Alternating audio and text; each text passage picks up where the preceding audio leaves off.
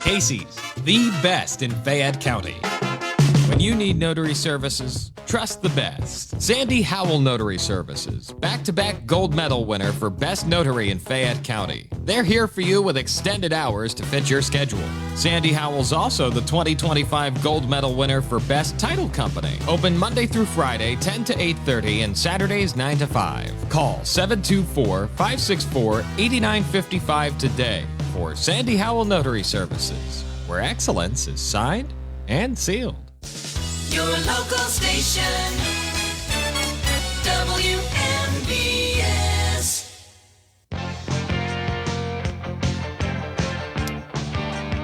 Good morning, and welcome to another Saturday edition of the Sportsline, being brought to you this morning by my good buddy Tom Vernon and KC Sports Cafe, located right here on South Mount Vernon Avenue in Uniontown. The Firestone Insurance Agency in Normalville, and by Bogies at Duck Hollow, now under new management. Come on out, enjoy fine dining. Phone 724-439-2150, located at 374 Duck Hollow Road in Uniontown. George Von Benko with you on a pleasant Saturday morning. I know you'll be out taking advantage of the nice weather, but I hope you will take time out from your meanderings this morning to pick up the phone and give me a phone call, because two-way sports talk is the lifeblood of any sports talk show. Would love to hear from you on a variety of subjects this morning.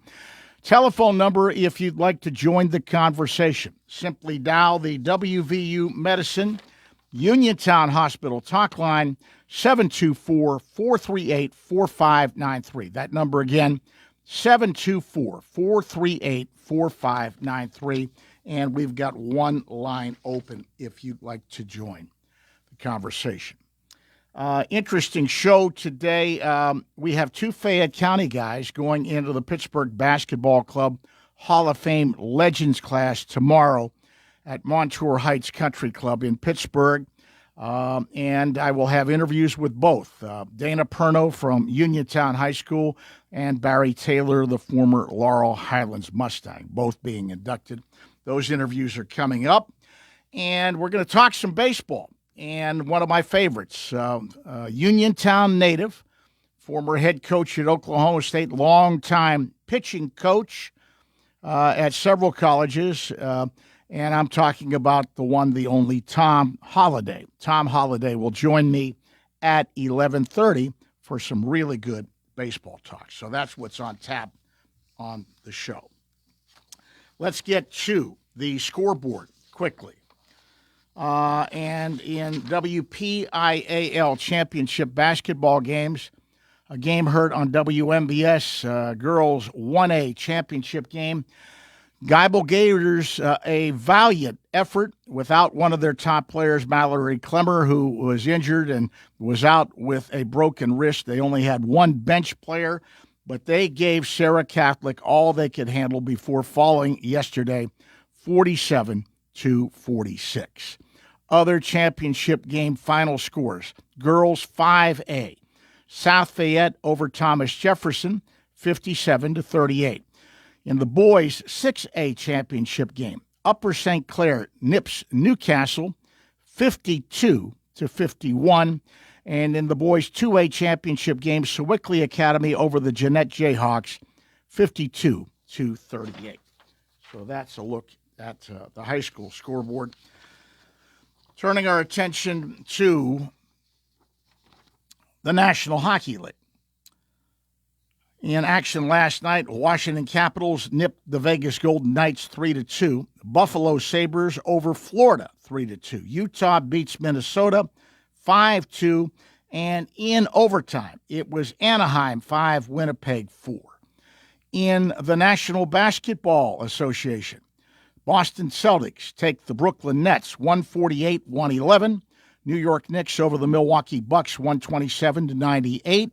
In overtime, Detroit Pistons 122, Cleveland 119, Memphis beats Dallas 124-105, and Oklahoma City in overtime downs Denver 127-121. Top 25 college basketball. Number 3, Michigan beats 10th-rated Illinois in Big Ten action, 84-70. And it was number 21, Miami of Ohio, winning again, this time over Western Michigan, 69-67. So that is a look at the scoreboard. Turning to sports obituaries, many of you will not know who this is, but as a young hockey fan who followed hockey religiously as a youngster, I knew who this was. They called him Golden Guile. He was the top minor league scorer in all of professional hockey. And he spent most of his time in the Western Hockey League. Now, you may ask, how did I know about him? Well, we had a couple of things. The Hockey News, which I read religiously, and I used to see stories about Guile Fielder all the time from his playing days with the Seattle Totems, and several hockey magazines, which I always bought, Hockey Illustrated and other ones, and many times there were stories about Guile Fielder. So I followed him. I knew who he was. I actually did a private signing with him, our company did, with some hockey legends, and just a tremendous, tremendous person. But news came down that he passed away. Guile Fielder and Seattle had a connection that never truly went away. In fact, the longtime Seattle Totems captain this past week was packing his belongings in Arizona on Monday ahead of a planned permanent move on Tuesday back up to his area in Seattle to live out his remaining time with his family. But he never made it. Fielder suffered a massive stroke at home early Tuesday morning, just hours before the planned drive to Washington, and never fully regained consciousness, dying last Saturday, at age 95, with his family by his side. The Idaho-born, Saskatchewan-raised Fielder had been the oldest remaining former Seattle professional hockey player, a living testament to the city's sports history in having guided the Totems to their only 3 Western Hockey League minor pro championships in 1959, 1969, and 1968.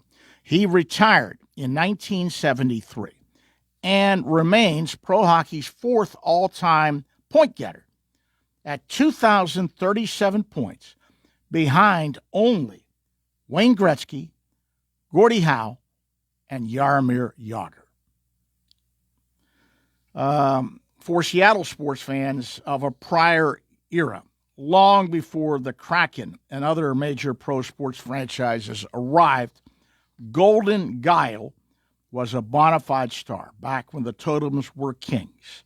His short-lived time in the NHL, a total of 15 regular season games and playoff games, had seen Fielder play alongside Detroit Red Wings Hall of Famers Gordie Howe, Alex Delvecchio, Norm Allman, and Red Kelly. At the time, word was the Red Wings were worried that Fielder's penchant for late-night pool playing and beer might be a liability. Fielder used to bristle at such suggestions, but it later became a bit of a running gag he laughed at as he lived well past his 90th birthday. Whether it was his late-night pool playing, a bevy of legendary Red Wings forwards, or Fielder's slender 5'9", 165-pound physique that truly limited his NHL shot, it quickly became Seattle's game as he enjoyed a 22-year career, mostly in the WHL, 15 of those years with the Totems. The WHL back then was a top minor league pro circuit right alongside the American Hockey League, with scores of NHL-capable players unable to crack the league comprised of just 6 teams compared to the 32 today. Fielder was named the WHL's most valuable player 6 times. He topped the 100-point mark 4 times, and his 122 points in 1957 was a pro hockey record at the time. His childhood friend, legendary Chicago Blackhawk goaltender Glenn Hall, once said Fielder was the player all-time NHL point getter Wayne Gretzky, most reminded him of. The pair had long remained in touch, sending each other birthday and holiday greetings. When Hall died last month at age 94, it hit Fielder particularly hard. But one of the all-time greats and the top scorer in minor league hockey history, Guile Fielder, passing away at the age of 95. Golden Guile. Okay.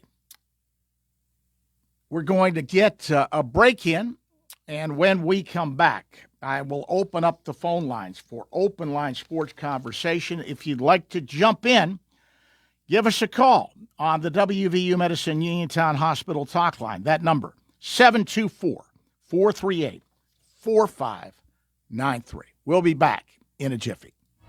On the next edition of The Catholic Accent, we're sharing simple ways to make your Lenten journey more meaningful this season. The Diocesan Lenten Appeal is officially underway, inviting you to help keep our parishes vibrant and thriving, just as they have been for the past 75 years. And as the Diocese of Greensburg celebrates its 75th Diamond Anniversary, we'll show you how you can be part of the celebration. Watch The Catholic Accent Sunday morning at 11:30 on WPXI. You can go to Big Box Medical Office. Now serving number 3,943. Or Hi, come on in. How are you? for personal, professional health care you can trust, see Dr. Paul Hartley and nurse practitioners Tara Bozek, Jessica Reckhart, and Stacy Morris, proudly serving our community for over 30 years. Need care today? Walk-ins are always welcome. For your primary care, call Dr. Paul Hartley at 724-437-1109 or visit ppcp.org. Or Serving number 3,944. For 35 years, Fay Penn Economic Development Council has been committed to its mission of growing Fayette County's economy and helping to bring jobs to the area. Whether you're a startup, existing, or new business in Fayette County, Fay Penn's lending team can work with you to decide if the Fay Penn Loan Fund suits your business's needs. Fay Penn's Loan Fund offers loans starting at $10,000, pending qualifications.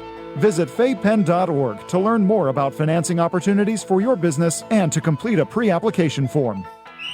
ready to score big on your next home? Well, great news. Huge savings are waiting for you at Clayton Homes of Bell Vernon. From open floor plans perfect for game day parties to energy-efficient homes that will help you save money all season long, these homes are built to deliver. Don't wait on the sidelines. Make the winning play today and find the home that fits your family and lifestyle. Visit Clayton Homes of Bell Vernon at 4500 Route 51.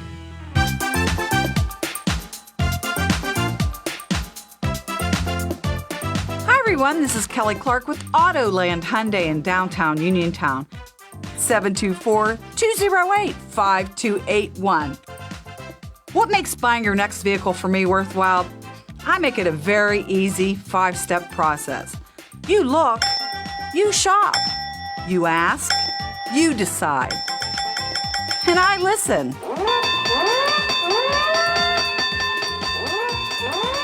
Kelly Clark, Autoland Hyundai, 724-208-5281. 724-208-5281. Kelly Clark, Autoland Hyundai. I'll make you a good deal.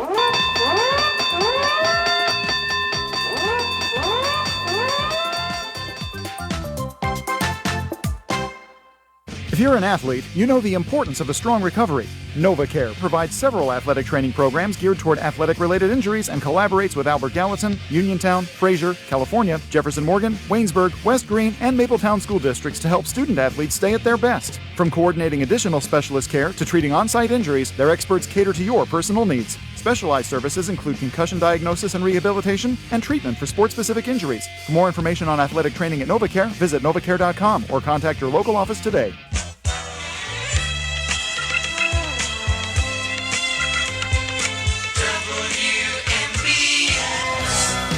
Hi, this is Bill Hillgrove, and you're listening to the Sportsline with George Von Benko on your local station, WMBS. And welcome back to the Sportsline on this Saturday morning. I have an interview coming up in a little bit that I taped with former Uniontown and West Virginia basketball player Dana Perno, who's being inducted into the Pittsburgh Basketball Club Hall of Fame tomorrow at Montour Heights Country Club, and we're going to play that in just a bit. But we're going to get to some phone calls a little bit later on in hour number 2. Laurel Highlands Barry Taylor, who's also going into that Pittsburgh Basketball Club Hall of Fame, will join me after the news. And then some really good baseball talk coming up in hour number 2 with one of my favorites, Uniontown native Tom Holliday will join me at 11:30 in hour number 2. But let's go to the phone lines and take our first phone call of the morning. Good morning. You're on the Sports Line. Good morning, George. Good morning, Charles. Yeah. For 1 point, my green and white couldn't do it. Well, I was really surprised. They gave a tremendous effort without a great player. And they were only down to one bench player, too. So they really had a lot to overcome. But they gave them a real battle. They did. Those two teams have played 3 times this year, and they might play a fourth. Mm-hmm. That's right, in the playoffs, the PIAA. Yeah. Well, besides being the champion, bringing home the gold medals, another reason why I wanted to see Geibel win is because generally the champion of the district gets the good as far as the traveling is. They seem to put them the closest to home in the inner districts. Yeah, and they probably wouldn't have to travel so much, but oh well, it's not over yet. But yeah, like you said, one bench player. Geibel girls weren't deep, and they. Well, and you can't replace what Clemmer brought to them. She was their big girl at 6'1", and she had really, really been playing well lately. The two funny things, George. Geibel's 21-2. They're 2 points away from an unbeaten season. They lost to Sarah by 1 both times. Mm-hmm. And the strange thing is, they beat them in White Oak. Worse than, I think they beat them by about 9 or 10 points in White Oak. And they lost 2 games by 1 point, but that's the way it goes. Anyhow, George, before I move on to the Pirates and other stuff, the Golden Fellow, would Mike Lang have broadcast? Oh yeah. Mike crossed paths with him in the Western Hockey League. In fact, Mike and I used to talk about Guile Fielder all the time. Because Mike broadcast for the San Diego Seagulls, didn't he? The San Diego Gulls, and he also worked a little bit in Phoenix with Al McCoy on the Phoenix Roadrunners games. Yeah. But no, Mike used to laugh. He says, George, you're the only one who knows who I'm talking about when I talk about these Western Hockey League guys. So we used to talk about Fielder all the time. That league was a great league. It was a step below the NHL. Back then, when they only had 6 teams, those 2 leagues, the American Hockey League and the Western Hockey League, were filled with guys who the NHL just didn't have room for because they only had 6 teams. George, was it a forerunner of the Totems, or was there another team called the Seattle Metropolitans? Yes, there was, but they were a junior league team, the Metropolitans. Were they part of the farm system? One of the 6 originals. No, there's only a few teams in the Western Hockey League that had working agreements with the NHL. Portland was one. They had a working agreement with Boston. But for the most part, the WHL teams were independents. Now, the American Hockey League, almost all of them had working agreements. The Hornets, in the early days, back in Duquesne Gardens, were a Toronto farm club. Then they went away when Duquesne Gardens was torn down, and when they came back into existence, Detroit. It was with the Civic Arena. They were the top farm club of the Detroit Red Wings. Yeah. And then the Hornets had some good teams in well, their last team that won the Calder Cup was better than the Red Wings. In fact, I was there. They used to play the Red Wings every year around Christmas time in an exhibition game. And Gordie Howe and Del Vecchio and those guys came into town. And I believe the score was 7-1. The Hornets beat them. And Gordie Howe was taking runs at everybody. He was not happy. I used to listen to Hornets playoffs games with Joe Tucker. Screaming Joe Tucker. Yeah, Screaming Joe.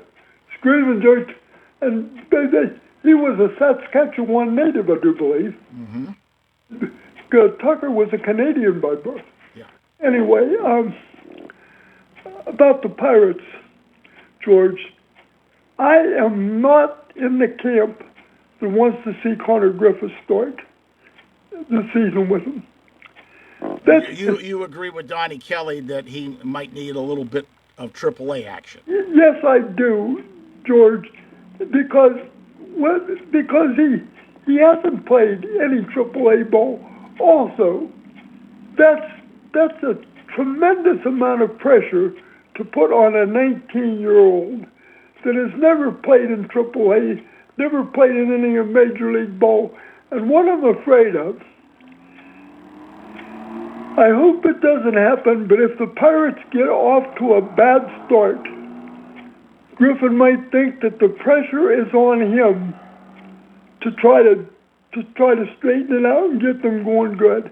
And that's, we'll have to wait and see, but the Pirates were supposed to be at least a decent team before Griffin entered the picture. Well, they've definitely improved their hitting, and they're going to score some more runs. In my opinion, they've taken a couple of steps back defensively. Yes, these guys can hit, but they're problematic, many of them in the field. And I think that as the season goes on, you know as well as I do, you can't hide from the baseball. That is going to hurt that pitching staff. Absolutely, George. And you're right with the defense, but there's something else. The team, to me, with their construction of lineup, has no real speed either. Well, O'Neill Cruz is about it, and once again, he's acting up a little bit down at spring training with these chains and everything else. I mean, come on. Yeah. George, 95% of O'Neill Cruz's troubles is from the neck up. He needs to grow up. You want to play in the big leagues and grow up. Put your head in the game. Anything else today? Remember, George, one more thing about the Pirates. So I told you this before. I will only believe it for sure when I see the number under the W much larger than the number under the L. I agree with you. And I think they're going to be improved, but how much? And I still think there are areas where I have, I don't have anything personally against Jaron Triolo. I think he's a fine bench player. I just can't see him being a starting third baseman. I mean, that's like, remember when the San Francisco Giants of the mid-'60s always finished second? Remember when they had that Kerry Halleniers with weak bats of Hallenier and Tito Fuentes in the infield? Mm-hmm. But of course the Giants had all those, like Mays McCovey and Jim Ray Hart. And they had a decent third baseman, a guy named Jim Davenport. Yeah, but wasn't that... Yeah. Was he still around? Oh, he played a long time, yeah. Okay. Anyhow, George, about the Penguins. Yes, they're playing very well. Well, I'm going to be anxious to see how they handle the loss of Crosby, but they got off to a real good start against New Jersey, I will say that if the Penguins make the playoffs, Dan Muse should win the Jack Adams Award. And he's getting very little notice, unfortunately. That's wrong, George. They need to pump that up. Yeah. Well, it's not so much the people in Pittsburgh. The media in Pittsburgh are saying what a great job he's doing. It's just that he's being virtually ignored by the rest of the NHL. But you got to give Kyle Dubas a lot of credit for that, too. I'm pleased with what he's done. I mean, and the trade he just pulled with Colorado to get that defenseman was a steal. Yeah. George, well, I just. Well, I appreciate you checking in as always. You know. George, thanks. I'm interested in hearing what Tom Holday has to say. I hope he has nicer things to say about the Pirates. Well, you're going to be very interested in what he has to say about a guy that the Pirates are targeting as a potential third baseman. And he's not in that camp. And and we'll bring that up when I talk to him. Is that guy from the Mets? No. The guy from Baltimore. Well, Mayo. Yeah. He's not in favor. Well, he can't play third base. He's a hitter, but a stone glove. Well, and they got enough problems defensively without adding another one. Yeah, George, I am concerned about like you. But anyhow, George, thanks so much, and come in like a lion and go out like a lamb. We'll talk to you next week. All Thanks. right. Take care. Bye-bye. And let's take another call real quick because I want to get to the interview that I did with Dana Perno, who's going in the Pittsburgh Basketball Club Hall of Fame tomorrow. Good morning. You're on the Sportsline. Hi, George. How are you today? Fine. How are you? Great. Beautiful weather out. Now, my subject to you, George, today is high school basketball. Now, the two people you're having this interview with, I can recall them very great basketball players. And one thing you could say from Fayette County, you people put up a lot of great basketball players. I mean, between the schools out there. But my complaint is today, I was reading in a Tribune Review a few weeks back, a gentleman wrote in the letters to the area editor, and I didn't know this, that this Geibel girls basketball team destroyed this team from Mapletown like 106-19. They did. I mean, I don't believe in that kind of stuff, and I don't like. And it's nothing against the girls. I blame the coach. Well, they said they got criticized roundly by a lot of people for it. The coach is Larkin, their star player's mother, and she wanted Larkin to get the scoring record, and she scored 62 points in the game. But, George, I look at it this way. I mean, she could have got the game done, and was that the record she broke as a TV reporter for Channel 2? That Shelley Bortz, yeah. Yes, and I never knew Shelley Bortz played there. Her father was the coach of 4 WPL championship teams, George Bortz. Oh, okay. But George, they won 4 WPL titles in a row, the Geibel girls. Wow. Under George Bortz. I didn't know that. Yeah. Then I read about Shelley Bortz's tragedy in that accident and all that. She was in an accident with her best friend from Mount Pleasant who was killed. And Shelley was severely injured in the accident, but she did go on to play college ball at Gannon. Yeah. But, George, like I say, I have nothing against the girls on a team, but in a way, karma's karma, George. And, if I was the Mapletown coach, that's a total disgrace right there. I know the girls get off the bench just like, hey, they want to go in here or don't get playing time and all. Hey, I could see that, but you got to. 107 points and they play 8. And in even though it's a weak defense, Geibel only played 8 players. That was their team, so they didn't have a full second unit to put in. Uh-huh. In fact, with the loss of the big girl who did not play in the championship game, they played that championship game yesterday in Pittsburgh with only one bench player. Geibel did. Wow. I'll give him credit, but I just don't. That's why I'm making this opinion. She took a lot of criticism for that from guys like Mike White and some other people in the media, and rightfully so, because I talked to a lot of guys who were former coaches, and they didn't like it either. Yeah.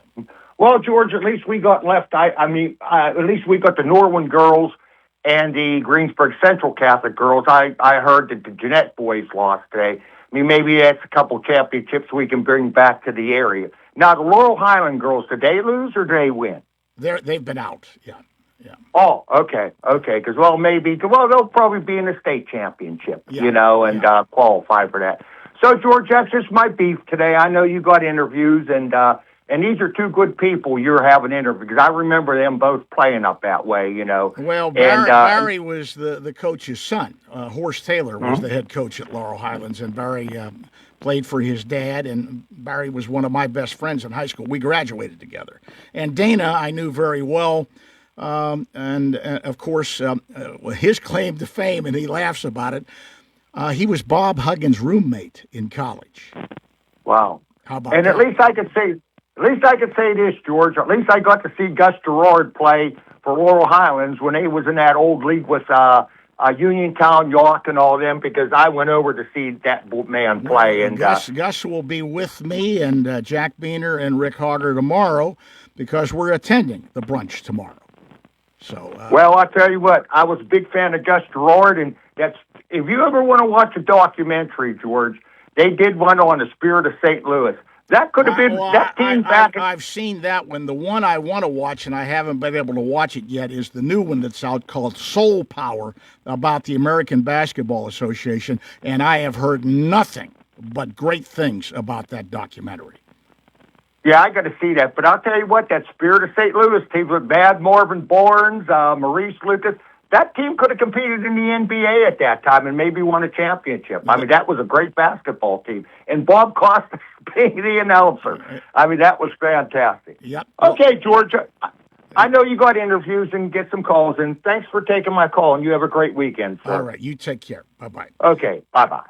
And we're going to get a break in. And then when I come back, we're going to do play the interview I did with Dana Perno, who's actually in the air flying to Pittsburgh for tomorrow's brunch at Montour Heights Country Club. We'll get to that interview right after this time out here on the Sportsline.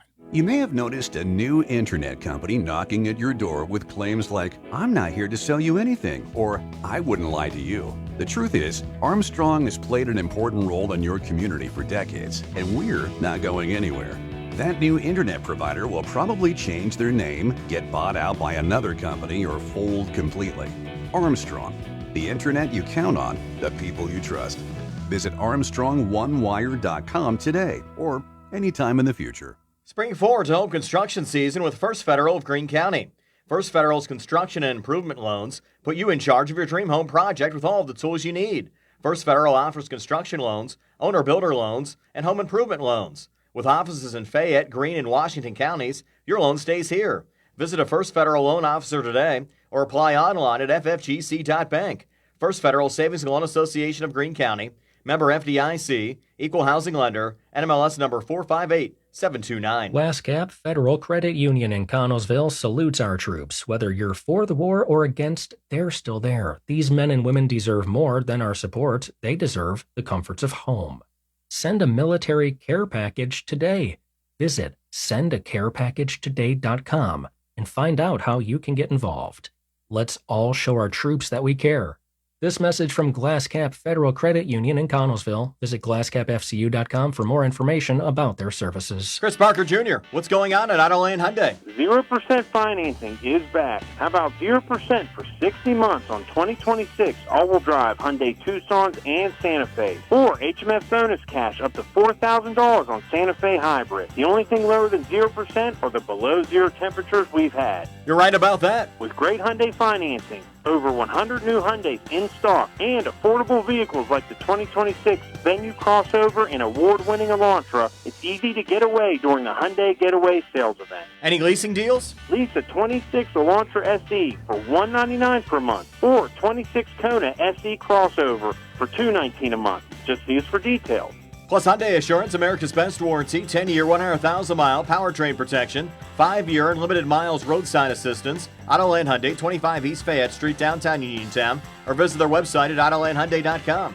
And remember, you'll always pay less to drive the best at Autoland Hyundai. Laurel Highlands Wealth Advisory Group of Janie Montgomery Scott in Uniontown is a proud sponsor of Sportsline. When you work with Janie, it's about going beyond investing. It's about connecting your life and your finances in a way that makes sense for you. The team partners with you through each stage of life to help you set and reach your financial goals. To learn more about the Laurel Highlands Wealth Advisory Group at Janie, be sure to check out their website at www.lhwag.com. Laurel Highlands Wealth Advisory Group of Janie Montgomery Scott, LLC, member FINRA, NYSE, SIPC. Casey. Casey Sports Cafe, located at 243 South Mount Vernon Avenue in Uniontown and owned by the Vernon family, wants you to know they have new hours. Monday and Friday from 7 to 3, Tuesday, Wednesday, Thursday 7 to 7, and Saturday and Sunday 7 to 2. Come on into Casey's and check out their new menu ideas and entrees. They can also cater your next event. Whether it's breakfast, lunch, or dinner, Casey's is the place to eat. Call 724-550-4126. Casey's, the best in Fayette County. WMBS.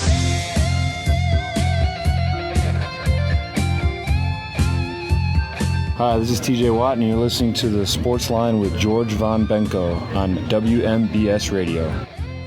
And welcome back to the Sportsline. As I mentioned at the top of the show, Pittsburgh Basketball Club Hall of Fame is having their brunch tomorrow, induction ceremony, for their Legends class at Montour Heights Country Club. And two Fayette County guys are part of this year's class. Dana Perno from Uniontown High School and then played college ball at West Virginia, and Barry Taylor from Laurel Highlands High School, who went on to play college ball at Richmond and at Clarion.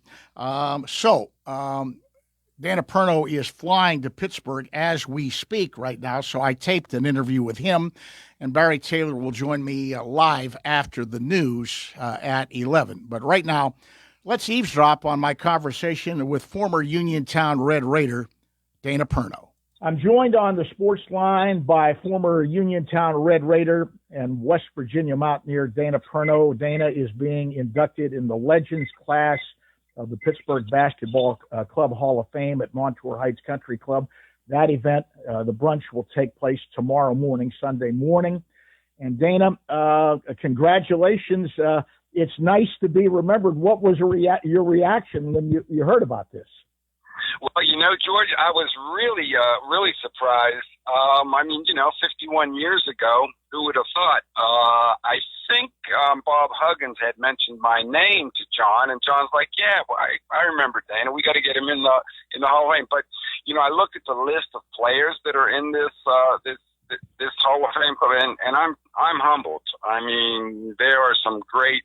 This is basketball royalty, and I'm humbled to even be mentioned with some of these guys. So I'm honored. Well, it's funny. I'm going to be at the event, and the reason I wanted to come is we got two Fayette County guys. You and Barry Taylor are in this class. Yeah, isn't that exciting? That's great. Yeah. It'll be good to catch up with Barry, and we can talk Laurel Highlands, Uniontown, and growing up in Uniontown, and how lucky and how fortunate we were to grow up where we did, and in a time that we did. But no internet, no TV, just go out and play, and have fun and play basketball. Great athletes. We were fortunate. Well, let's talk a little bit about your Uniontown career. You were part of a WPIAL championship team, the 74-75 team. That was the sixth WPIAL title in Uniontown history at the time it occurred. You beat Valley to win the championship. That was a great run for you guys in that WPIAL tournament. Yeah, it was I had my aha moment when we were about 8th or 9th grade. We same group of guys. We were at Ben Franklin Junior High. We went up to, I'll never forget this, we went up to play in a junior high tournament in New Kensington. We were going to play against this kid, B.B. Flannery. B.B. had just scored 81 points in a junior high game. He was in Faces in the Crowd in Sports Illustrated. In a 24-minute game, the kid had scored 81 points. So we got to the gym, and I remember the security guard letting us in, and he was just laughing at us. He says, "You guys don't have a chance against this team. These kids haven't lost a game in 3 years." Well, we beat them on their home floor. And, I said, darn, this could be something good. And from that point on, we just got better. And, we played the same 5-8 guys for the next 4 or 5 years. And, my senior year, we won 4 or 5 games. And, then we won a close one against Ringgold. Now we're 7-8-0. And then, you get to 15-0, and then we won a triple overtime against Connellsville. And now we're 17-0, and it just kept building and building. And our confidence grew to the point that when we got when we went to the Civic Arena to play in the WPIL, there was no way anybody was going to have a chance against us. We were really confident and really good. And, we got in the playoffs after winning the WPIL, and one of the teams in the state playoff, we held them to 30 points. They only got 30 points on us. I mean, we played good defense. Well, that was that vaunted Uniontown press. You guys pressed all the time, right? All the time. Yeah. And, we were in good shape. We could run forever. We played football before the basketball season, so we were in shape for that. And in the spring, Abe Everhart had a rule. You either play baseball or run track. So we, I year think round. only one guy ever avoided that rule. That's right. Arnie Belt. I love what Abe told you. He said, if you had as much talent as Arnie Belt, you could sit on your butt too. But, yeah. So anyway, unfortunately, that team couldn't complete it all the way. You finished 27-1, which was a great year, but you ran into Shenley, and a lot of teams over the years ran into Shenley, but that particular Shenley team was pretty loaded. You know what? What confused me, flat out, they were better than us. We finally met, our match. Somebody that just had more talent, more size. What I couldn't figure out is how in the world did they lose 2 games? I mean, somebody beat them twice. Now, I have no idea how that was possible. They were great. And, hats off to them. Wayne Williams, their point guard, he went to Pitt, and we ended up playing against each other in college. Their center, Kelvin Smith, he was 6'11". I think he went to Clemson or South Carolina. And the best player on the team was Sonny Lewis. And Nathan Sonny Lewis, yes. Yeah, and I think he went to Point Park. And, yeah, we played some playground basketball against those guys after that high school year. Yeah, great players, great team. Quick quote about playing for the legendary Abe Everhart. Abe was a tremendous teacher. We respected him. We listened to him. He was always teaching, getting everybody better. He knew situations. He set up an offense and defense based on our abilities and not on any scheme that he liked to do. He knew what we could do, and he worked towards our strengths. I really was proud to play for Abe. I will tell you that he was a man of very few words, and the greatest compliment I've ever got playing basketball, my senior year at West Virginia, my dad took Abe down to a game at the Coliseum, and we were playing Duquesne, and Abe wanted to go because B.B. Flannery was playing at Duquesne. Well, B.B. didn't play. I don't know what the circumstance was. Was that the game where they hung him in effigy in front of the mountain there? Yeah. I don't know. It might have been. Yeah. But anyways, BB didn't show up, and we ended up beating Duquesne, and I had my career high at West Virginia, a 32-point game. And about 4 or 5 days after the game, I got a 3x5 index card in my mailbox in the basketball office, and all it said on the front was WVU basketball, Morgantown, West Virginia, and it had my name on it. No zip code, nothing. And I turned it over on the back. It said, "Hell of a game, Abe." Wow. And to me, that was like priceless. Quick comment about, you touched on it earlier, Laurel Highlands, Uniontown, and what it meant, because the rivalry is still going on. Yeah, I can bet, and we had great respect for each other. We played against each other on the playgrounds, and that was an event. I mean, trying to get a ticket, get into the game. Yeah, what a rival. I mean, we, go back to the 60s. We've won Uniontown wins 2 state championships. Laurel wins a state championship with Will Robinson and Jim Hopgood. And then, they had the team with Gus Gerard. So, yeah, great players both ways. Quick comment. You touched on the playground system, and it's not the way it was anymore. That whole culture is pretty much gone, but it was such a great culture, wasn't it, Dana? It was unbelievable. I don't know how we figured out which playground we were going to be at and how we were all going to show up. But it was either Berkeley Playground or or Bailey Park. Sometimes Lincoln View. Sometimes, Lincoln View. Yeah, and we used to have. I remember Rudy Marisa would bring the college kids in from Waynesburg, California State. Their team would come in and play against us, the high school kids, when we were there, because they knew, where to go to play and find good games. And we also, Fayette County, when I was a senior and we were playing in the state playoffs, don't forget, I think at the time we were AAA. AA was Fraser, which was 12 miles away. They were in the state playoffs. And then the Catholic League, St. John's, which is from Uniontown, they made it to the PIAA championship when Vinny Nesser and that crew was playing.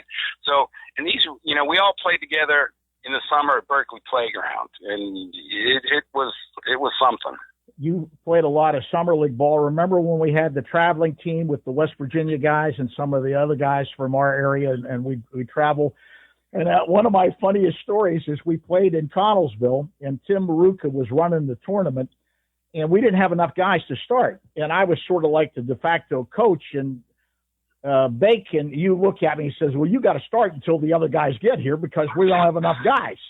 So I got a basket in the game, and it just so happened that the photographer takes a picture of me scoring a layup, and the headline the next day in the paper, and you called me about it, says, what is this? Von Benko and Perno combined for 32 points. You scored 30 and I scored 2. Yes, I remember that. Those were great days, yeah.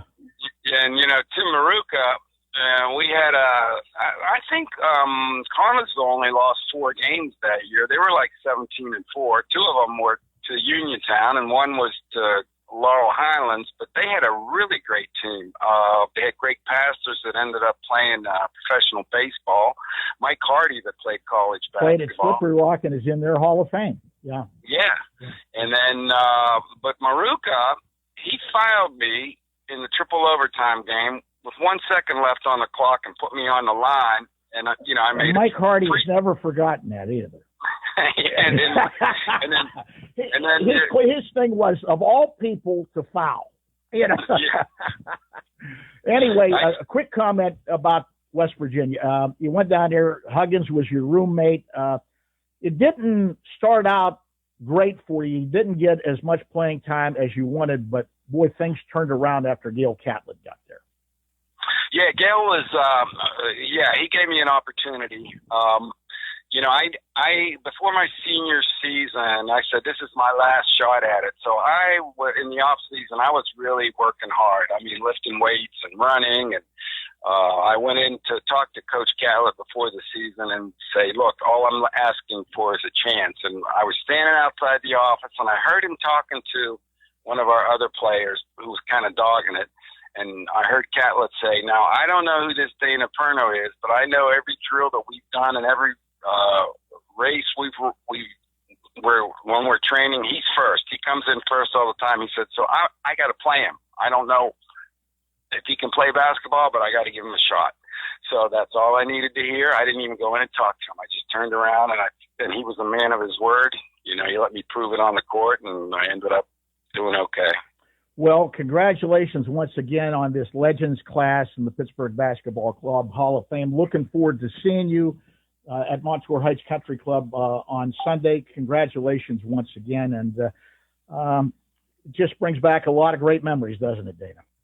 Yes, it does. Meet some good friends. I'm still in touch with them. I still talk to my high school teammates, and, we keep in touch. But, we used to talk about the Steelers, the Pirates, and the Penguins, and now we talk about our procedures, our hips, our knees, everything we've had fixed on our body. So, yeah, no future in getting old. Well, my dad said it's no fun, and he's right. But at least we're on the right side of the turf. Yep, exactly. Take care, Dana. Thanks again for doing this with me. All right, George. Always good to talk to you. That is former Uniontown Red Raider Dana Perno, who played at West Virginia, part of the Legends class of the Pittsburgh Basketball Club Hall of Fame that is being inducted tomorrow at Montour Heights Country Club in Pittsburgh. Another Fayette County guy is going in as well. My friend Barry Taylor, Laurel Highlands Mustang, And Barry is going to join me after the news coming up here in the 11 o'clock hour, and we'll talk about his induction. And it's an all Uniontown day today because at 11:30, Tom Holliday, who hails from Uniontown, Pennsylvania, is going to be on with me talking baseball. And he always brings it when we get into baseball talk, and Tom will join me at 11:30. So an all Uniontown show today, and of course we'll try and stick in some more of your phone calls. Another full hour of sports talk is coming up after the news, so do come ahead with your questions and comments. We will open up the phone lines again for some more sports talk in hour number 2. And if you want to join the conversation, all you have to do is pick up the phone and call the WVU Medicine Uniontown Hospital talk line. And that number is 724-438-4593. That number again, 724-438-4593. That is the Uniontown Hospital, the WVU Medicine Uniontown Hospital talk line. And it will be open as we start hour number 2. So we're up against the news. That puts a cap on hour number 1 of the show. The Sports Line is being brought to you this morning by my good friend, Tom Vernon, and KC Sports Cafe, located right here on South Mount Vernon Avenue in Uniontown. The Firestone Insurance Agency in Normalville, and by Bogies at Duck Hollow, now under new management. Come on out. Enjoy great fine dining. Phone 724-439-2150. Bogies at Duck Hollow, located at 374 Duck Hollow Road in Uniontown. The news is up next. It comes your way from the CBS Radio Network, right here on your local station, 590 AM and 101.1 FM, WMBS, Uniontown, Pennsylvania. This is CBS News on the Hour, your home for original reporting. I'm Allison Keys. That's the sound of a missile being intercepted as the U.S. and Israel launched a major attack on Iran just hours ago.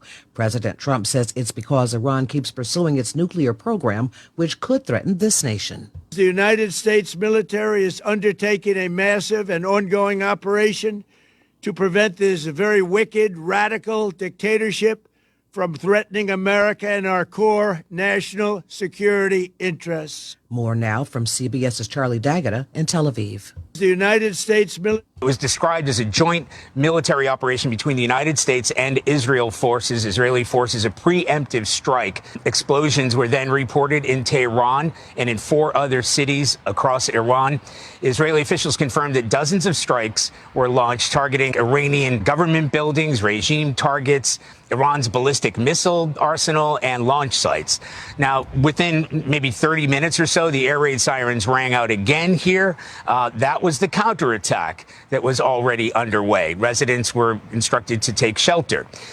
We then started learning and confirming that Iran had begun targeting U.S. military installations across the region. From Jerusalem, CBS's Robert Berger on how people there are reacting. Air raid sirens have been going on all over the country, including here in Jerusalem. And there have been warnings. People are getting warnings, including me, on their cell phones, telling people to go to bomb shelters. So that's what people are doing. They're going to their shelters. And then when the all clear comes, they come out. But people obviously staying very close to home. The streets are empty. This as Russia condemns the U.S.-Israel strikes as unprovoked act of armed aggression. Russia's foreign ministry is calling the strikes pre-planned and says the two nations use Iran's nuclear program as a cover. But the Kremlin says the U.S. and Israel are really seeking a regime change. Some congressional members were told before the attack. CBS's Willie James Inman from the White House Situation Room. Some of these members were surprised by the scale and scope of this operation, saying we didn't have a hint that the strikes would be so expansive. In other news, a federal judge is ordering the release of dozens of people detained illegally by ICE in the Chicago area last fall. The judge says they were arrested without warrants or probable cause, and he wants 32 of them freed by noon on March 5th. There's a consent decree preventing ICE from arresting immigrants without signed warrants unless there is a reason to believe that they would try to escape. This is CBS. Go to the ends of the earth, half a world away. Reach for the stars. If I take time to think, they might go get Brad. On CBS, Sunday morning. Route 21 Furniture. Take the road to your perfect home. Sleep well tonight. Try out a new mattress from Route 21 Furniture with a large selection of mattresses, all sizes and comfort levels, with great prices, free local delivery and setup, and financing options. Route 21 Furniture. Open weekdays 9 to 5, Saturday 10 to 5, Sunday noon to 4. 724-737-2222 or Route21Furniture.com. Route 21 Furniture. Take the road to your perfect home. Ready to score big on your next home? Well, great news. Huge savings are waiting for you at Clayton Homes of Bell Vernon. From open floor plans perfect for game day parties to energy-efficient homes that will help you save money all season long, these homes are built to deliver. Don't wait on the sidelines. Make the winning play today and find the home that fits your family and lifestyle. Visit Clayton Homes of Bell Vernon at 4500 Route 51. What will you do with your tax refund this year? A survey from the Bank of America Global Research shows the most common use of tax refunds is paying down debt, with 36% stating that's their plan. 13% expect to put the money towards savings, and 10% say they would make a major purchase or cover everyday expenses. Wall Street analysts estimate the typical check could be about 30% higher than a year ago. On a dollar basis, that would equate to an extra $1,000 in refunds, boosting the typical check to about $4,000. Michael Toscano, CBS News, Washington. The Vatican is cleaning up Michelangelo's iconic fresco, The Last Judgment. It shows the second coming of Christ and the final judgment of humanity by God. It covers the entire altar wall in the Sistine Chapel, but it's been covered with a chalky white film of salt. The Vatican Museum is using Japanese rice paper dipped in distilled water, then applying that to the fresco to remove the film.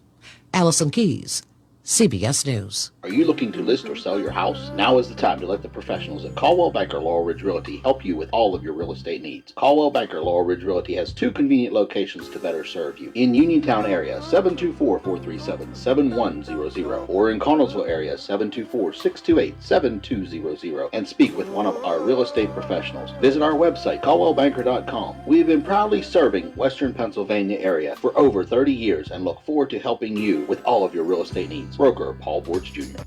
Go to Ford of Uniontown and trade me in. It's Dominic Carbone with Jessica Caringla with your 7-time President Award-winning Ford of Uniontown. Truck Month is on the horizon, and we're kicking this thing off with a bang. Running all the way to the end of March, and we're talking massive savings. How massive? Well, I'm glad you asked. Take up to $8,000 off select F-150s or $6,000 off with interest rates at 2.9 for 60 months, 3.9 for 72, and only 4.9 for 84 months. And that's not all. We got deals on Super Duties, Mavericks, and Rangers. Just stop, click, or call for details. Here at Ford of Uniontown, our commitment is to make sure you have the best experience, not only buying a vehicle, but getting it serviced as well.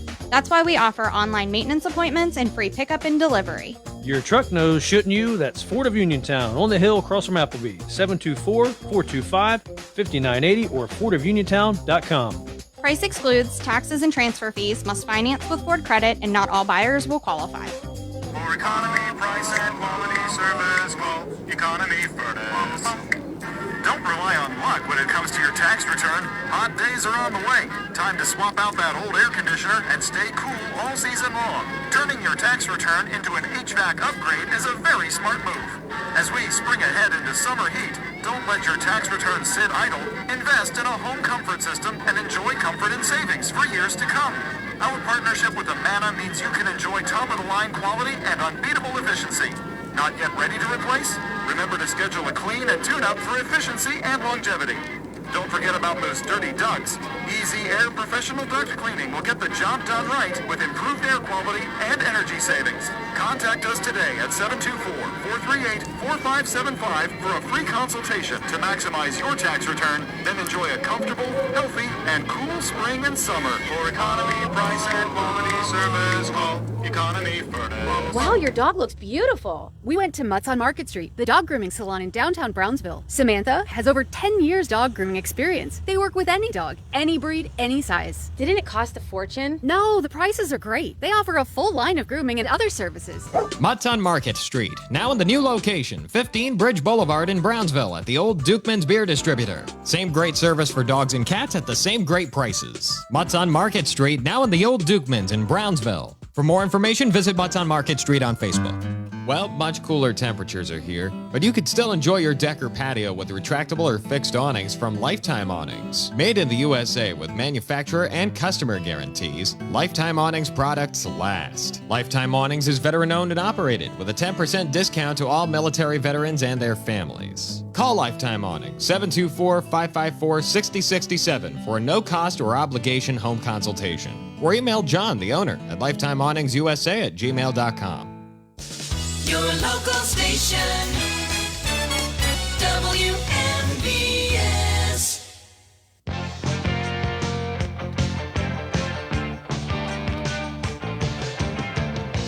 Welcome back on board for hour number 2 of the Sportsline, being brought to you this morning by Tom Vernon, my good buddy Tom Vernon, the KC Sports Cafe, located right here on South Mount Vernon Avenue in Uniontown, the Firestone Insurance Agency in Normalville, and by Bogies at Duck Hollow, now under new management. Come on out, enjoy fine dining. Phone 724-439-2150, located at 374 Duck Hollow Road in Uniontown. George Von Benko with you as we forge ahead into hour number 2 of the Sports Line. We will get to some open line phone calls in just a bit. But first, we're going to do another interview concerning the Pittsburgh Basketball Club Hall of Fame class that's being inducted tomorrow at Montour Heights Country Club in Pittsburgh. We spoke with former Uniontown Raider Dana Perno, an interview I did because he's flying in right now, interview I did yesterday with him. And joining me right now is a former classmate of mine, former Laurel Highlands Mustang, Barry Taylor. Barry, good morning. How are you doing this morning? I'm great. How are you? I'm doing good. Your first reaction when word reached you that you were going to be part of this Legends class of the Pittsburgh Basketball Club Hall of Fame? Humbled, honored, especially when I found out who votes for it. So. Well, and if you take a look at some of the previous inductees, it really is a list of who's who in Western Pennsylvania basketball, isn't it, Barry? Oh, it absolutely is. I mean, to be mentioned in the same breath with Connie Hawkins and Norm Nixon and Gus Gerard, Maurice Lucas, Ricky Coleman, Kirk Bruce. So I can't even fathom it when I got the phone call. Well, looking at your career, you, of course, were playing at Lafayette High School, junior high school, and Laurel Highlands was formed. Of course, your dad was the coach. And I should point out that Lafayette team you were on was a pretty special team. You guys made faces in the crowd. You had won so many games in a row at Lafayette over the years. Coach Fee had a tremendous program going at Lafayette.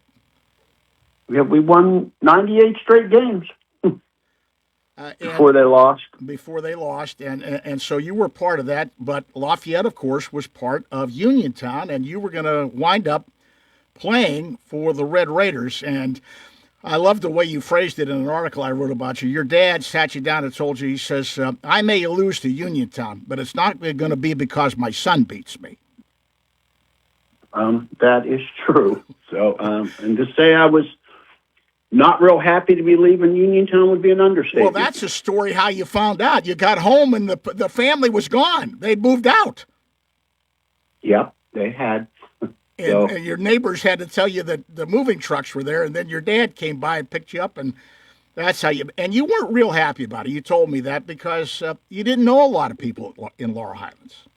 No, but I never lost a game to any of the guys. It ended up being my teammates and some of my best friends to this day.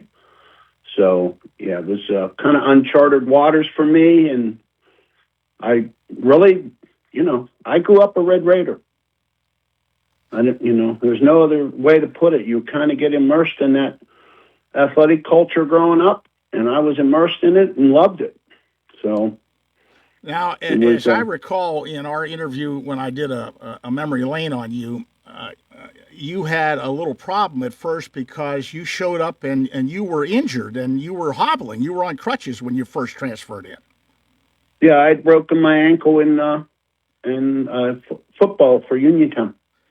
And you thought that put you behind the 8 ball a little bit because you missed practicing with the guys and missed, working out, That kind of took my sophomore year away from me. I think I would have played a lot of varsity that year if I hadn't gotten hurt. But, the one thing you can't control is injuries. And, I had a history of getting them throughout my career. So, but I have no regrets. I'm glad where I ended up. I'm glad who I played with. I love playing with Gus and Jack and Ricky and Sid. I love playing for Mr. Fidella and my dad. It was just tough going there.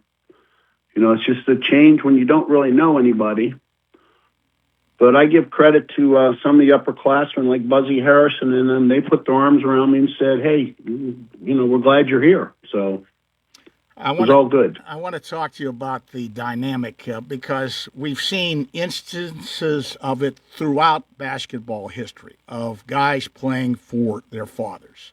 In some cases, it works out just great. In other cases, there can be friction and maybe, hard feelings and some other things like that. And you told me that it wasn't the easiest thing playing for your dad because he might have been a little tougher on you than he normally would have been. It was, saying was not easy when I first got there. It was a bit of an understatement. I think if it wasn't for Mr. Fidella, I'd have probably lost my mind. I never ran so many laps in my life for mistakes other people made. Somehow it was my fault. And he told me later that, he didn't want to show any favoritism, and he wanted to make sure that not only the players on the team respected me and thought I was good enough to play, but that the fans did too at every game. So, and I can remember that he did take some criticism because some of the fans were on him about that, but one thing about your dad, and he told me the same thing about Jim Hobgood. A lot of people were against Hobgood playing because most of those guys were North Union guys that were starters on that team. That never entered into his mind. He was going to play who he was going to play. No, one thing for sure about my dad, you earned your position. And if you weren't doing what he wanted to do, you were going to sit next to him on the bench, and I don't care who you were. It was, in the long run, I think that's what made everybody better players. And they realized, he doesn't favor anybody. Maybe will, but not many normal human beings. I just remember him, I'd come home from practice with him, and it'd be the longest ride home as I'm sitting there wondering, why am I even here? Well, I saw that firsthand because I was riding in the car with you. I used to ride with you guys to practice every day. So, but in any case, looking at the way things happened at Laurel Highlands, you mentioned the sophomore year, and you didn't get much playing time coming off that injury. In fact, you started playing an awful lot more as a junior. You scored 327 points on a team that went 14-9. We finished second in the section behind Uniontown. And then you really hit your stride, all section honors again as a senior, 417 points, 17.4 points per game on a team that finished 20-4.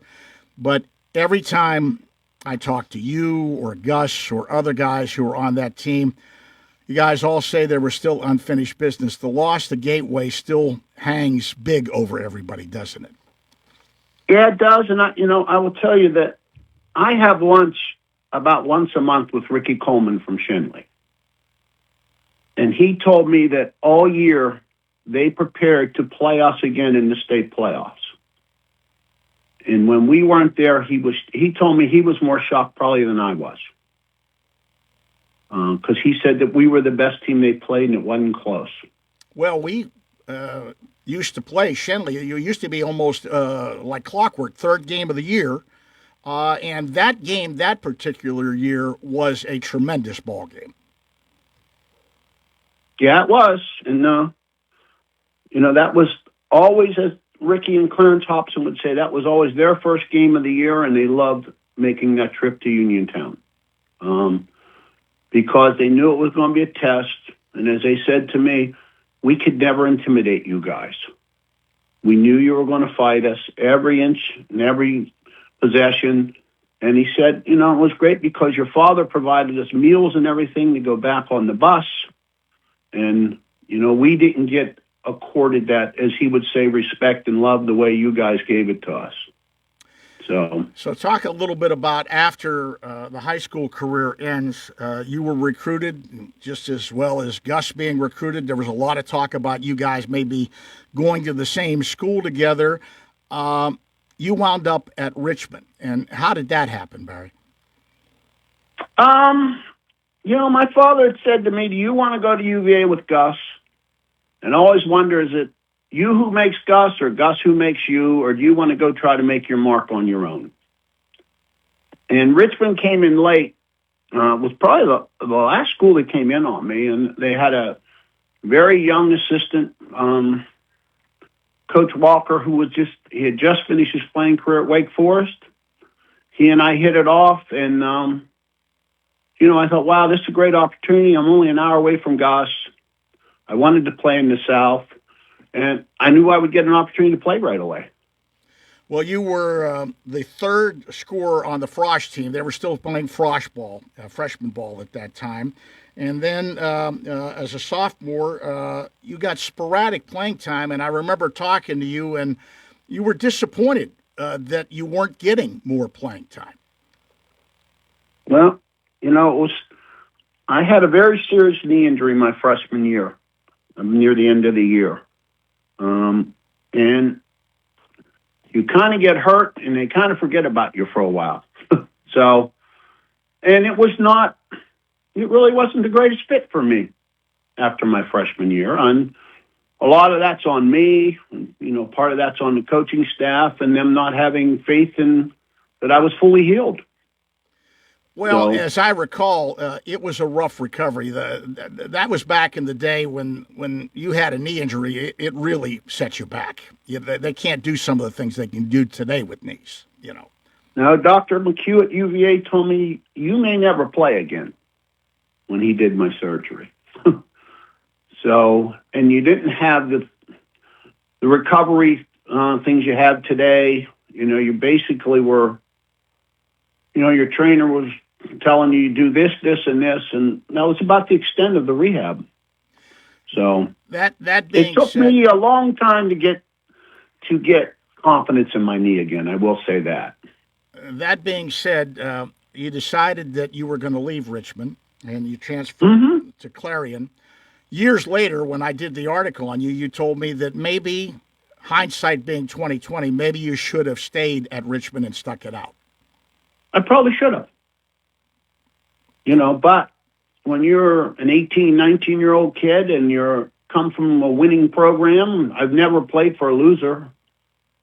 And I've never sat on the bench very often in my life other than my sophomore year for a long period. You don't make the smartest decisions, the most mature decisions. And, if I had to do all over go, again, I wouldn't have left, I'm sure. So you transfer to Clarion, and once again, fate takes a hand because you got another injury. If I'm recalling right, it was a broken foot. I broke my foot the night before our first game and basically wiped out my junior year. My senior year, at that point, let's just say there weren't real high hopes for me, but, about 6 games into my senior year, my appendix burst. So, once again, it was just one of those things that you couldn't control. Right. So after that, you weren't done playing basketball because you told me one of the best periods that you had was playing for a team called Casey's Cagers. You guys played all over. It was a traveling team. And you said you had a great deal of fun and enjoyment playing for that team. Playing for Bobby Casey brought my love of basketball back.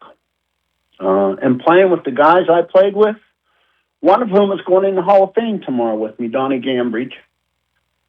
But, I played with, a who's who of Western Pennsylvania basketball. There's Clarence Hobson and Dave Slagansky and Craig Prosser and Tommy Richards, Donnie Elzer, myself.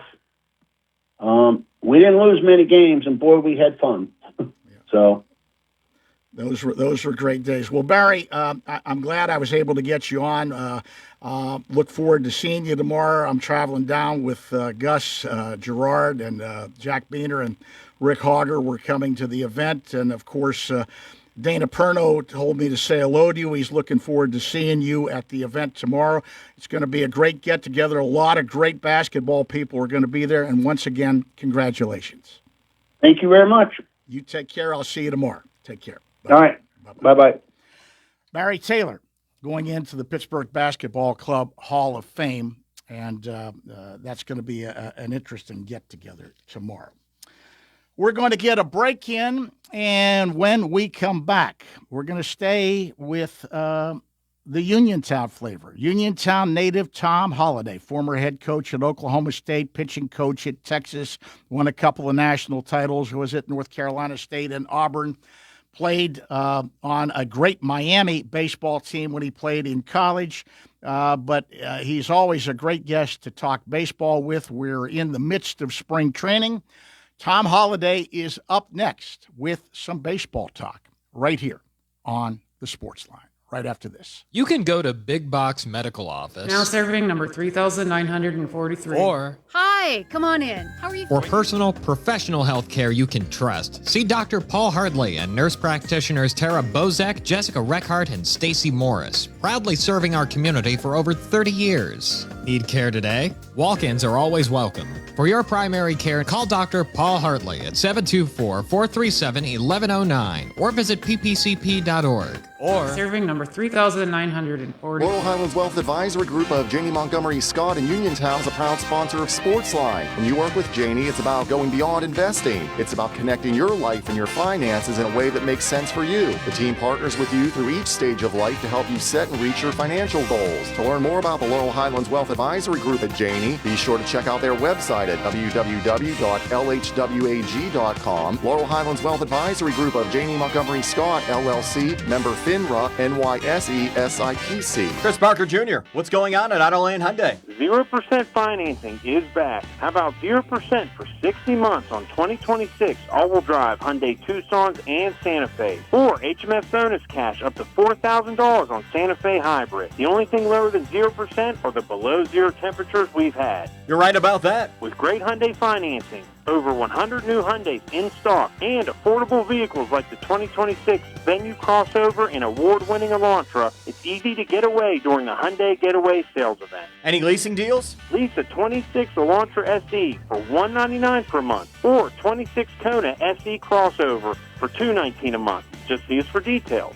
Plus Hyundai Assurance, America's best warranty, 10-year, 100,000-mile powertrain protection, 5-year unlimited miles roadside assistance. Autoland Hyundai, 25 East Fayette Street, downtown Uniontown, or visit their website at autolandhyundai.com. And remember, you'll always pay less to drive the best at Autoland Hyundai. NovaCare Rehabilitation in Uniontown is accessible for all of your recovery needs. New at NovaCare is pelvic floor physical therapy, a specialized program to treat patients with pelvic floor dysfunction related to bladder, bowel, sexual function, and pregnancy postpartum. These issues can affect both women and men and include urinary frequency, urgency and incontinence, pelvic pain, constipation, IBS, menopause, painful periods, and more. Call 724-437-0556 for an appointment in Uniontown. Personalize your care with NovaCare. In 1986, the Firestone Insurance Agency in Normalville was started with a promise to provide clients with truthful, friendly, and courteous service. It worked. With an expanded client base, the Firestone Insurance Agency's customers are now able to choose from over 20 well-known insurance companies. So whether it be auto, home, business, or life, Firestone has you covered, and the promise to provide truthful, friendly, and courteous service is still in place. As an independent insurance agency, the Firestone Insurance Agency works for you. They do the shopping for you to save you time and a bunch of needless phone calls. Because let's face it, no one loves to shop for insurance. Call the office at 724-455-3900 or visit firestoneinsurance.net. Can't make it to Normalville? Let the Firestone Insurance Agency bring service right to your kitchen table. The Firestone Insurance Agency, 724-455-3900 or firestoneinsurance.net. Doing what is right for the customer, finding the most affordable rates while making sure there are no coverage gaps so you are fully protected from the unforeseen. Are delinquent credit cards, medical bills, and personal loans stressing you out? Are you unable to catch up? Are the debt collection calls just too much? If yes, then call Zebley Law at 724-439-9200. Zebley Law provides free in-person consultations. Then, using our decades of experience, we recommend a plan for relief. Before hiring a debt relief company or an out-of-town bankruptcy firm, call the local law firm serving Fayette, Washington, and Greene counties since 2001. Call Zebley Law at 724-439-9200.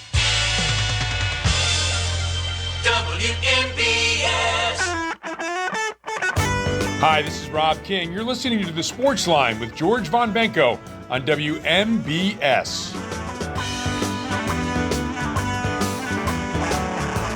And welcome back to the Sportsline on this Saturday morning. Spring training is underway. Cactus League out in Arizona, Grapefruit League down in Florida.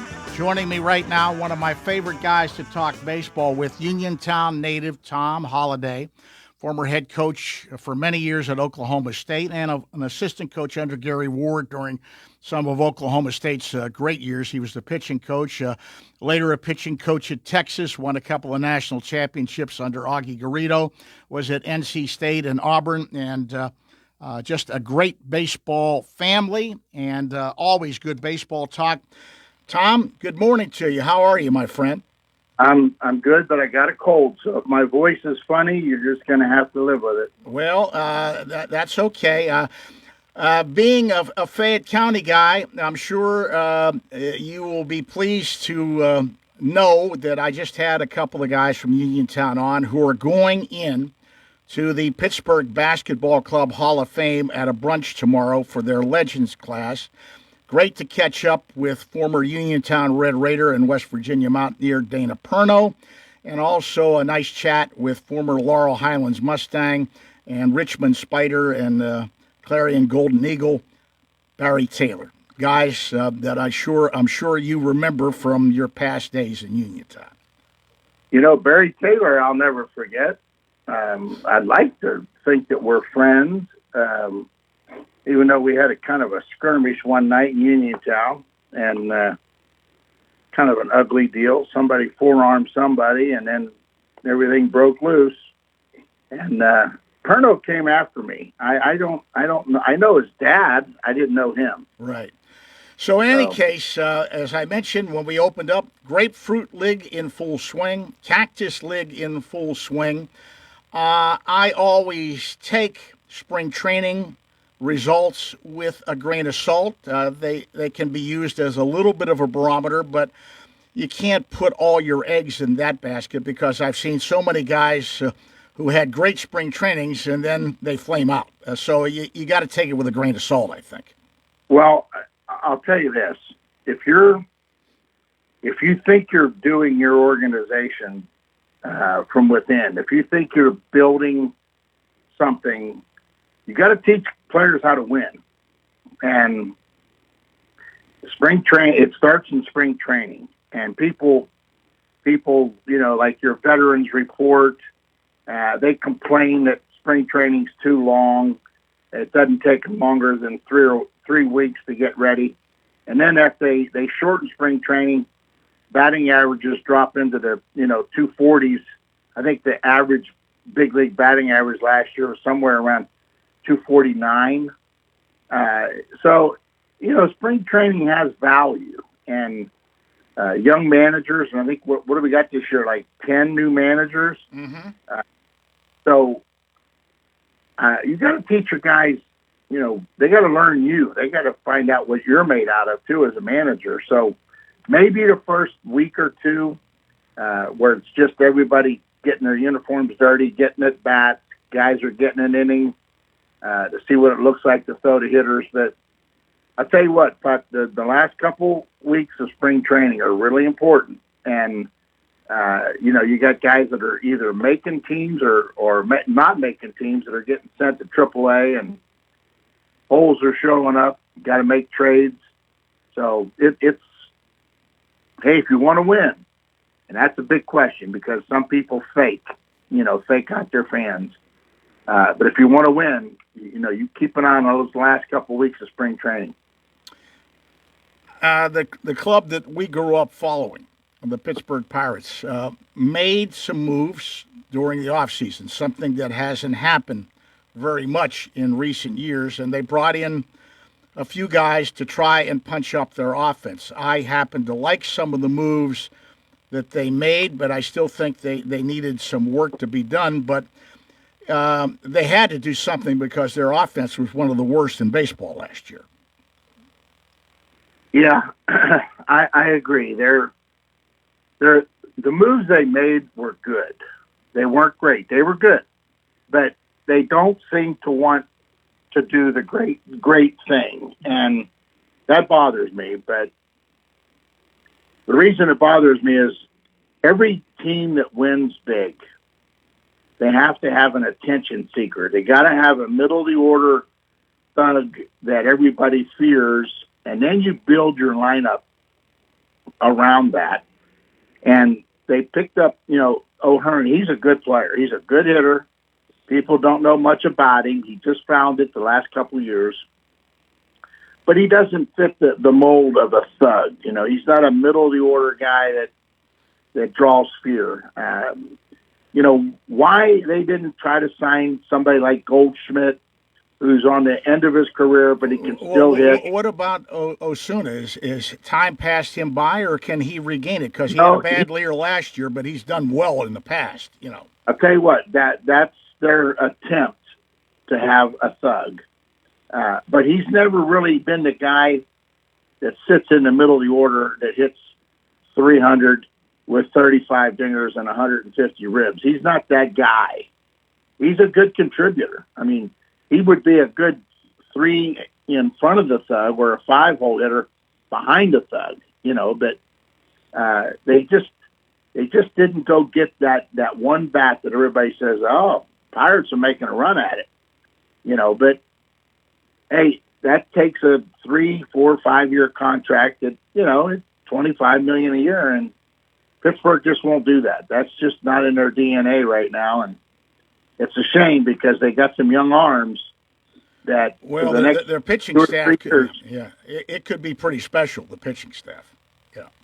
Well, again, they still got young guys that people in Pittsburgh don't even know about that they're going to be counting on, and they're already bragging about them as, why they think they have such a great pitching staff. Everybody knows about Skeens. I mean, he's no longer a secret. He's in the top, 5 guys in baseball right now. And some of those young kids got baptized last year and pitched pretty good. Kids that they kept saying, like, you ought to see this guy, you ought to see that guy. Okay, so now the rotation, they got Skeens and 2 or 3 guys that could win 10.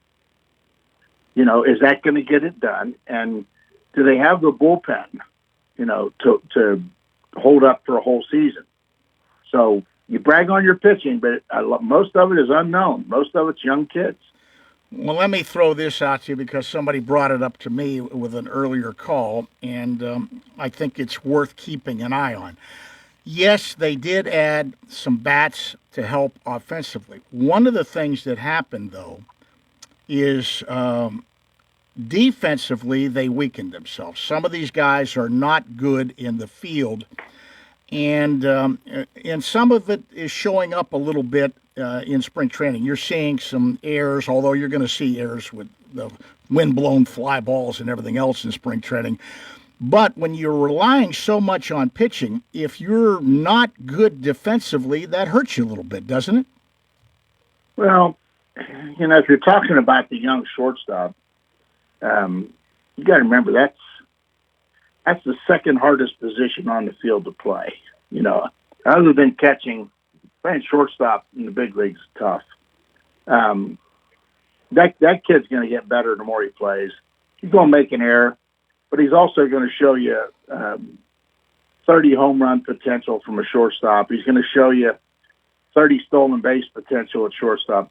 You just got to live. If you're going to play him, you got to live with him. And, pitching and defense, that wins pennants. Are they ready to win a pennant? I mean, are we talking that high of expectation level? Well, I think I'm referring Griffin. I realize you're going to have to live with some of his youthful mistakes if that happens at shortstop. I'm referring more to the outfield. Ozuna can't play anymore. He's strictly a DH. They're going to have to play O'Hearn a little bit in the outfield, and he's okay. They may have to play the guy that they got to play second base a little bit in the outfield, and he's not good in the outfield. That's Lowe from Tampa Bay. Cruz, you don't know what you're going to get sometimes defensively with him. The only one who's sort of a steady glove is Reynolds. Well, it's like this with Cruz. It's time for somebody to put the hammer down on him. He's either you put him in spring training, put him in center field, or wherever you're going to play him. And O'Hearn is a left fielder. Reynolds is a right fielder. Cruz is supposed to be their guy. That's a good outfield. Those three guys, that's a good outfield. You're not going to get three Golden Glove outfielders in any outfield in baseball, so forget about that. You got to hide a bat somewhere. And putting O'Hearn in left, he's a good player. And you know what? He takes everything he does real seriously, real personal. So he'll get better. And if first base goes dry, he can go to first base and give you, a legit first baseman. So that guy's valuable. Cruz is the guy. He either steps up or get rid of him. Well, already we've had some things where even some of his teammates are complaining with some of the things he's done. He came in and he had so much jewelry around his neck, it looked like it was weighing him down. And some of the guys were looking at him like, what are you doing? And you don't need things like that. Oh, yeah. You know what? You're going to have personalities in clubhouses now that never used to exist. That's got to be policed by the players. If the manager starts picking on his jewelry, then you may as well either fire the manager or fire the player, because trust me, bud, those little Mickey Mouse battles, there's no winner. Well, one of the vets has sort of spoken up, and he's he's the vet now. Reynolds was not happy, and he made it known. Well, then management needs to stand behind him, because if they don't, then you got a loose cannon, and just get rid of Cruz. I mean, all he's played on is potential, and he's a big, good-looking athlete. He's always had a funny look about him, the hairdo and all that. But that's not important. It's his production, and he's just been okay there. And so let's just forget about that thing called potential. He either is or he isn't a piece that you're building around. And at shortstop, they got him off a short, which was smart. Now, if he can't play center field, then get rid of him. Well, the fear is that they've done that before with players and sent people elsewhere, and they flourished elsewhere, and that's the fear. But you sometimes you have to bite the bullet, right? Yeah, you can't look back. If the kid didn't want to play in Pittsburgh, then the hell with him and get rid of him. I mean, that's the next thing. You either want to play in Pittsburgh or you don't. If somebody thinks of it like, oh, my God, I got traded to the Pirates, well, then you know what? Trade him again. Get rid of him. Now, one There's a guy lot I did like that they acquired, and he's going to get some playing time in the outfield, and he can play the outfield. He can hit. He batted .296 last year, and he stole 29 bases. That's Mangum, the guy they got from Tampa Bay, the young outfielder. Yeah, see, that's what I'm talking about. If Mangum can play center field and Cruz is just going to keep, stumbling along, being a sideshow, trade him, play the young guy, go for it. I think that's what they're doing, George. I think that they've come to the point where either, it's time to, step up or step out. And you can't worry about making a mistake now. You're going forward. You got some trade pieces. I forgot about Mangum. Lowe's a good hitter. I think Lowe's a second baseman. And I know Nick Gonzalez has been their second baseman. Nick Gonzalez is a lot like Cruz. Those are the guys that the Pirates kept saying, they're coming. Nope, they've had plenty of time now. Gonzalez can either hit 260 and hit 20 dingers and play good second base, or get rid of him if anybody will take him. You can only wait so long. You can't worry about, you mean they took him in the first round and he can't play every day? Well, if that's the case, then he was a bad first-round pick. I mean, he was a gamble anyway coming out. And they did the same thing with the catcher, Henry Davis. Well, there you go. And so don't punish your pitching staff trying to get your money out of Henry Davis. Henry Davis is known around the baseball world as being a bad receiver, a stiff thug.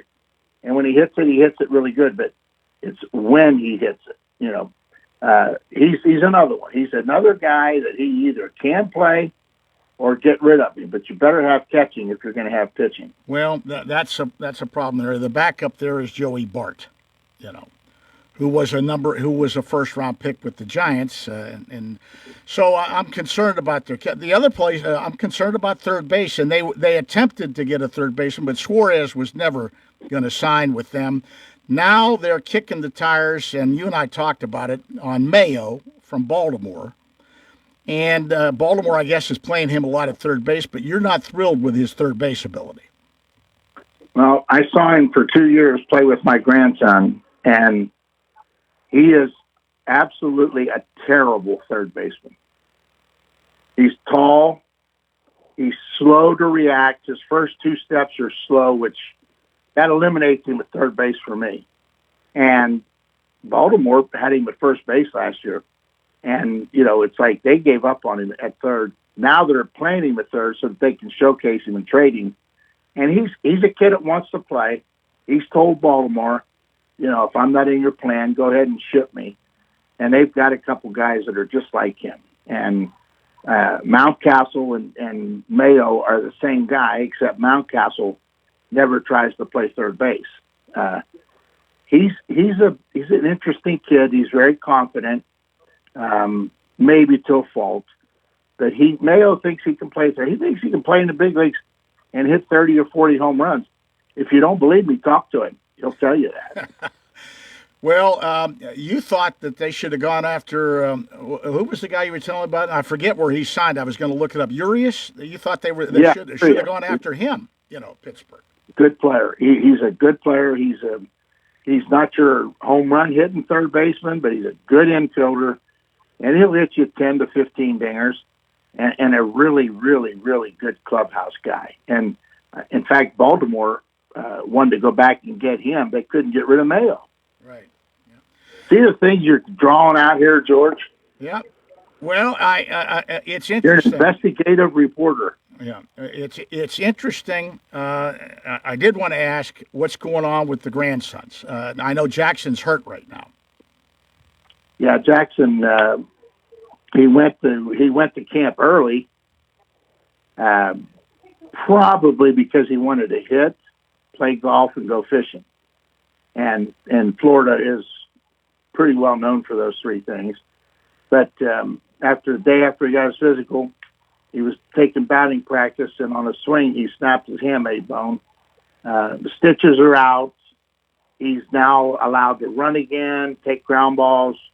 I think he's going to start out with a wiffle ball bat, swinging and making sure that the Orioles have said they're not going to rush him, and I hope they don't. I mean, they're notorious for rushing players, but this injury. You didn't like the way he was handled when they brought him up.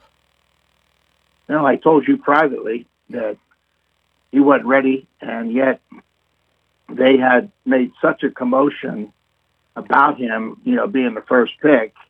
And honestly, Jackson, he did well at every level in the minor leagues, but you need so many at-bats. Well, that gets back to what we were talking about earlier, because there's a lot of people that would like to see Connor Griffin start. Don Kelly has said that he would like him to start at AAA, where he got very few at-bats, almost nothing at AAA. Kelly is in that camp, and you said sometimes, you might want to do that, George, there's a term that I kind of make jokes about all the time. And they say, you're old school. And, it fits in baseball a lot. And if a 19-year-old is excited and he's taking spring training dead serious and ripping the ball all over the place, he's making it tough on the guys that are making decisions. And then you just got to be careful you don't say, boy, he's really good. Let's just go with him. And then you look back and say, well, he's had 350 professional baseball at-bats. And in his case, he had, one full season in the minor leagues. Right. So he might have had 400, maybe 500 at most. Well, the old school theory was 1,500 at-bats, minimum, before they would give a young 18-year-old a shot at the big leagues. Okay, Ken Griffey, he's a freak. He comes along, Ken Griffey Jr. Okay, and there's been a couple guys that could do it. And when they jumped Jackson to the big leagues, he had 503, something like that, at bats. And I'm like, no. And of course, the family's together, and it's like, why? Why do you not want him in the big leagues? I just don't want him rushed. I don't want to knock the confidence level down. And they put him in the big leagues, and he never hit under 300 in his life. And he hits, 212 or something, and they send him back, and then they bring him back. Oh, the first year was a disaster. Last year, he was pretty good, 243, something like that. And when major league batting averages have crumbled, but you have to be careful with young guys. You don't want to take their confidence level down. You want to take it up. I mean, they're going to run into the best pitching in the world. So that's called Major League Baseball. So Kelly may be onto something, and let's just not throw him out there. Kelly. Yeah, that's not. I agree with Kelly. Yeah, put him at AAA. Let him play. Let him relax. And then if he gets on fire, and the big league team needs a boost, then you bring him up. But don't be afraid to go get a veteran major leaguer that can play, and use him until, Connor Griffin's ready. Quick comment about the other grandson, Ethan.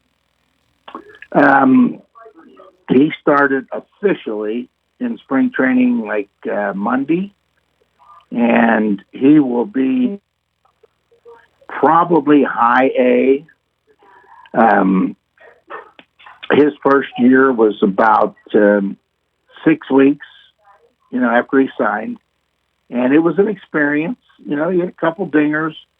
They played him every day at shortstop, which I think some people in the baseball world have a big eye on that because he's so big. And I got my eye on that too. He's better at shortstop than I ever would have dreamed. And he's got an incredible arm, but he's 6'4", 215, and old school says slide that over to third base. And he looks so much like his dad and Matt was at third base until until the Rockies said, let's put him in right field. Let's let him go out there and not have to worry about playing defense at third. Let's speed up his bat development. And they were right. They put him in the outfield, and his batting average jumped 50 points immediately, and boom, he's in the big league. So Ethan is, I think he may have started shaving. I don't even know that. I don't know that either one of them shaved yet. Right. But, well, they're what a great story, though, and what a great family. And Tom, as always, I appreciate it. Thanks for your candid impressions of the Pirates. I always look forward to baseball. It's still one of my favorite sports. It still has a lot of problems. One thing I didn't ask you about, what do you think about the rule that they put in where you can challenge a pitch? Well, okay. You remember now, these are all hitters we're talking about. Right. And, and I got one that played for 15 years in the big leagues that I didn't realize it, but he got along with umpires a lot because he just knew how to look at them and not say anything. I guess that's an art, just to look but don't speak. Right. Matt thinks that it's great. Jackson thinks it's great. Ethan doesn't really understand it yet. And honestly, I don't either. I don't know how you can put that rule in and say if you're wrong twice, you're done. If you're going to let hitters or pitchers or catchers question balls and strikes, how can you put a number on it? So now you have to have, a numbers coach? Somebody on the dugout saying, well, hey. Yeah, somebody's got to keep an eye on that. Hey, listen, I appreciate the time. We're going to get a break in right here, and then I'm joining Penguins hockey. We got Penguins hockey coming up next. As always, great to catch up with you, and we'll be talking soon, okay? Yeah, find us a quarterback. Okay, I will do my best, but they don't listen to me. Okay. I hear you. You take care. Right. See you, bud. Tom Holliday, some great baseball talk. We'll be back, and we've got Penguins hockey coming up from Madison Square Garden, the Penguins and the Rangers. Let's get this break in. Go to Ford of Uniontown and trade me in. It's Dominic Carbone with Jessica Caringla with your 7-time President Award-winning Ford of Uniontown. Truck month is on the horizon, and we're kicking this thing off with a bang. Running all the way to the end of March, and we're talking massive savings. How massive? Well, I'm glad you asked. Take up to $8,000 off select F-150s or $6,000 off with interest rates at 2.9 for 60 months, 3.9 for 72, and only 4.9 for 84 months. And that's not all. We got deals on Super Duties, Mavericks, and Rangers. Just stop, click, or call for details. Here at Ford of Uniontown, our commitment is to make sure you have the best experience, not only buying a vehicle, but getting it serviced as well. That's why we offer online maintenance appointments and free pickup and delivery. Your truck knows, shouldn't you? That's Ford of Uniontown on the hill across from Applebee, 724-425-5980 or FordofUniontown.com. Price excludes taxes and transfer fees, must finance with Ford Credit, and not all buyers will qualify. Hey, who's hiding the gold? Ah, I see. It's the Pennsylvania Lottery with their new Find the Leprechaun scratch-off game. You don't need a 4-leaf clover to win. Just a little scratch and a lot of luck. And you could uncover top prizes of $10,000. Now, through March 9th, just be the 6th caller to 724-438-4593 when you hear. Always have to be Lucky Charms. And you'll win $22 Find the Leprechaun tickets. Benefits older Pennsylvanians every day. Must be 18 or older. Please play responsibly. Looking for a fireplace? Koval Building Supply at 40 Monroe Avenue in Uniontown is more than your plumbing supply store. We specialize in fireplaces of all fuel types, such as gas, wood, pellet, and electric. We're now featuring Harmon pellet stoves from Forge and Flame, perfect for keeping your family warm and cozy. Call Koval today at 724-437-8824 or visit kovalsupply.com to start planning for the winter season. Koval Building Supply, everything you need to make your house feel like home.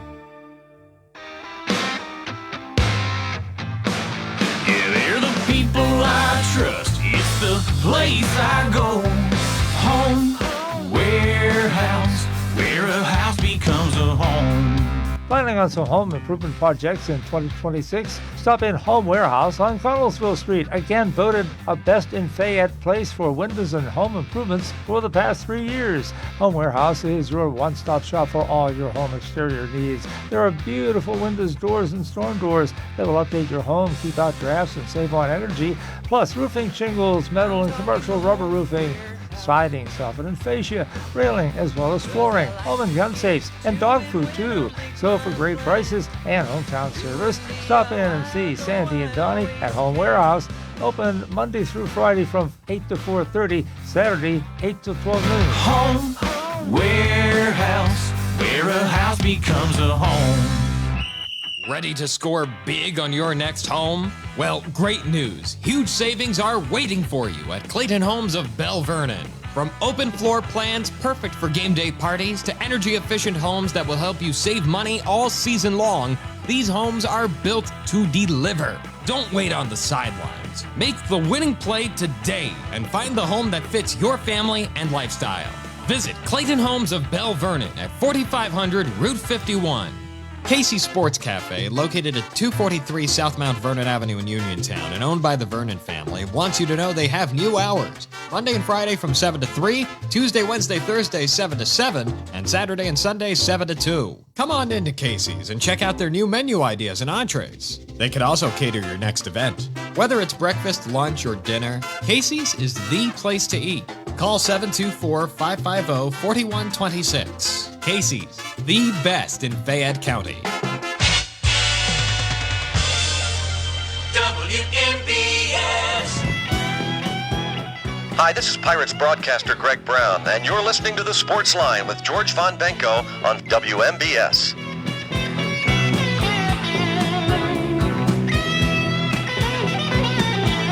And welcome back to the Sportsline. That just about does it for today's show. Hope you enjoyed the basketball interviews with Uniontown Red Raider Dana Perno and Laurel Highlands Mustang great Barry Taylor, both being inducted in the Pittsburgh Basketball Club Hall of Fame Legends class tomorrow.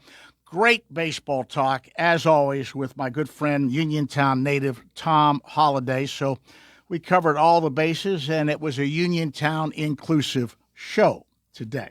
George Von Benko bidding you and yours a pleasant good afternoon. Sportsline was brought to you this morning by my buddy Tom Vernon and Casey Sports Cafe, located right here on South Mount Vernon Avenue in Uniontown, Firestone Insurance Agency in Normalville, and by Bogies at Duck Hollow, now under new management. Come out, enjoy fine dining. Phone 724-439-2150, located at 374 Duck Hollow Road in Uniontown. This is 590 AM, 101.1 FM, WMBS, Uniontown, Pennsylvania. We join the Pittsburgh Penguins radio network from Madison Square Garden in New York, Penguins and the New York Rangers here on your local station.